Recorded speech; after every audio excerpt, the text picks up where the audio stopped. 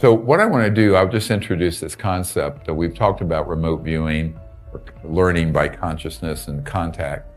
The whole idea, the foundation of CE5 contact is the mind and consciousness being used to not only sense or see ET craft or people and worlds, but also then to flip that around to what I call coherent thought sequencing, where basically once you make that contact and image, you can then guide them to where you are. And the way you do that is literally flip it around from looking out to connecting to their mind and their console, their technology-assisted consciousness systems, and then showing exactly where you are. And it's like, you know, Google Earth or something where you zoom in. But you're zooming in from where you perceive them. So if you perceive them under the water, you're showing them this, right? If you're seeing them out from another galaxy, then you're going to see that, you're going to bring them in from that angle. If you pick up one that's out by Mars, then you're going to look towards the sun and the earth and then zoom into this part of the earth, you know, showing them where you are. Now, some people are more visual than others. Others are more verbal. But remember, whether it's visual or verbal, what they're really picking up on, because, and this is why I went through the cosmology the other day, is that in the structure of consciousness, there's a level that's pre-verbal, even pre-visual.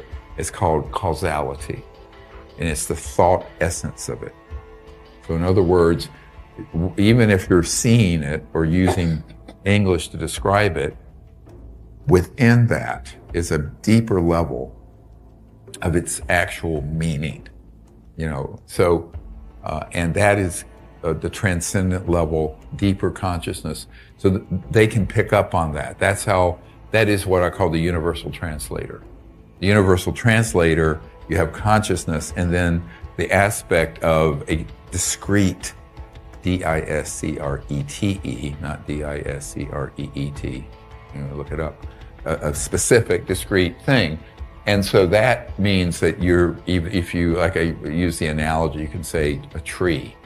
Well, that's an English word. You can see a tree, but within the image of the tree is the essence, the causative thought itself that is actually deeper. That's how translation is happening. Interstellar is at that level. And intuition happens that way too. And this is why it can be a knowingness as opposed to a specific word or image. It's a knowingness. And people know why. I just know. Because it's coming in from something that is deeper and more profound within the mind and consciousness field. Does that make sense? So when you understand that, then it doesn't really matter how good your visualization is, whatever your tendency is, right? Some people are very visual and very good at visualization. Others, they kind of want to think it in words.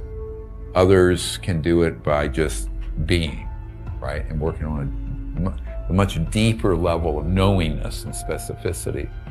So that's why we're doing the coherent thought sequencing.